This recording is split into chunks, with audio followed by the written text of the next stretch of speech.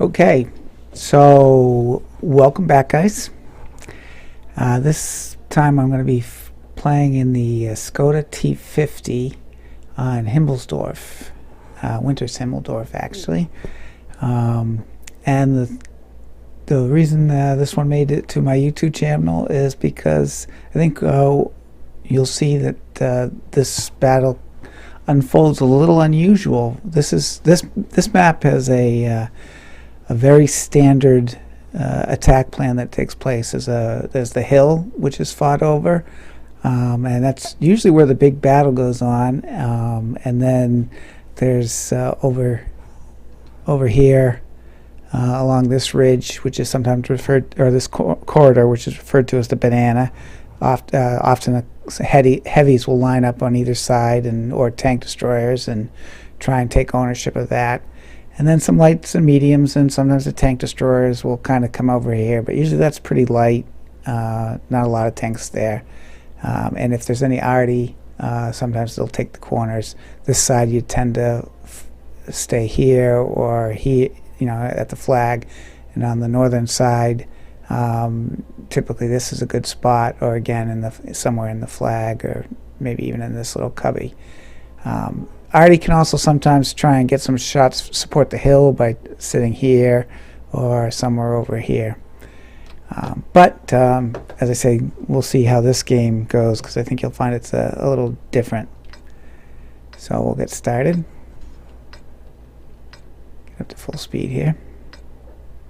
Time to roll out. And so I'm in the Skoda, which is a 3-shot autoloader, tier 9, a Skoda T50.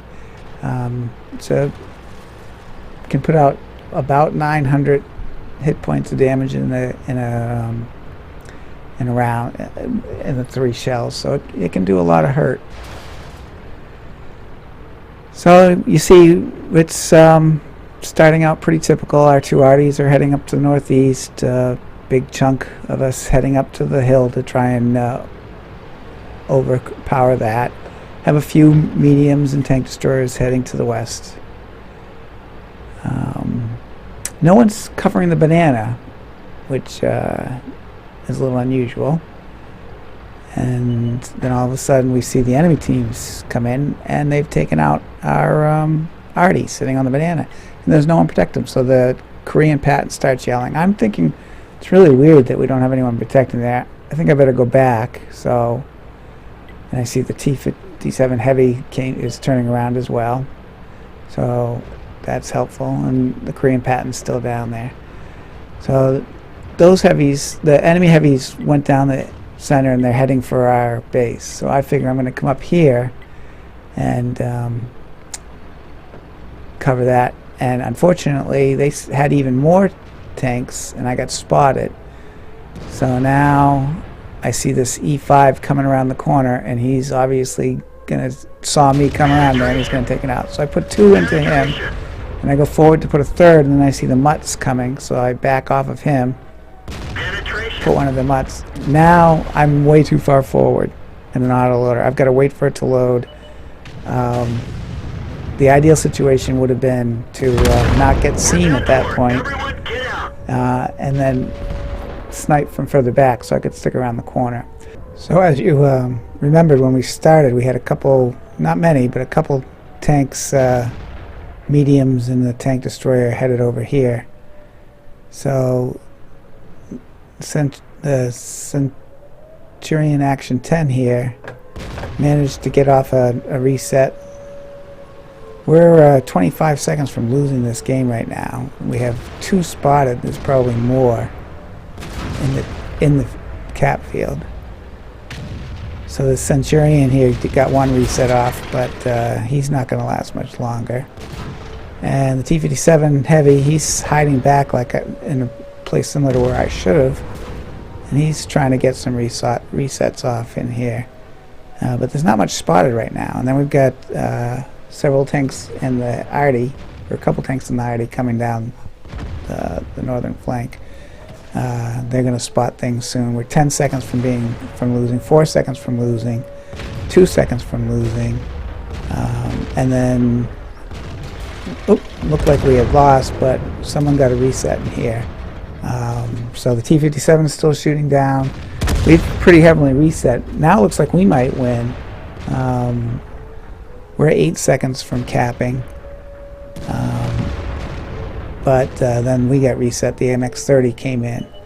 Now this T-62A comes in, takes out one of their tanks, and they've got 3 in the cap circle now.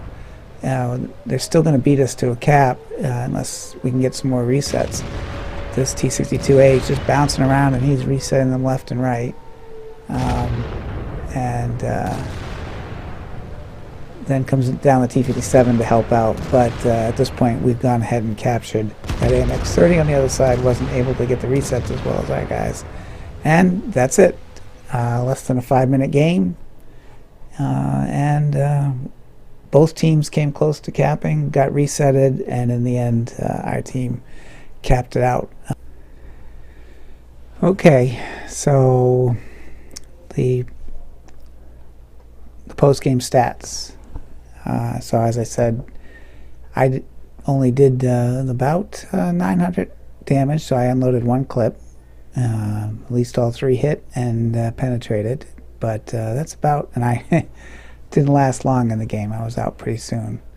I did get 10 base defense points, and you see the game cost me quite a bit because I didn't do enough damage.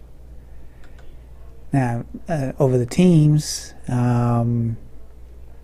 each team had 4 tanks remaining. I think 3 of the enemy tanks were in the base, and this AMX-30 was attempting to reset. Maybe it was on a reload or something, but it only got 53 points of reset. If you look at ours, our team, the T-57, managed to get 91 base reset points. He actually did 4,000 damage.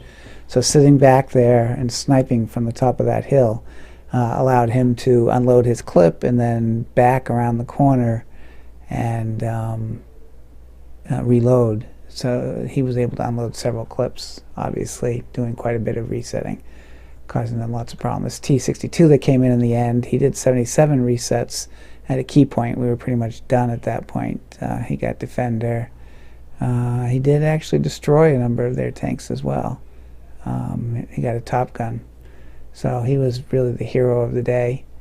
IS-8, one of the 2 tanks that captured for us, and the Korean Patton was the other tank that ended up capping for us. So all in all, interesting game. Thanks, and catch you next time.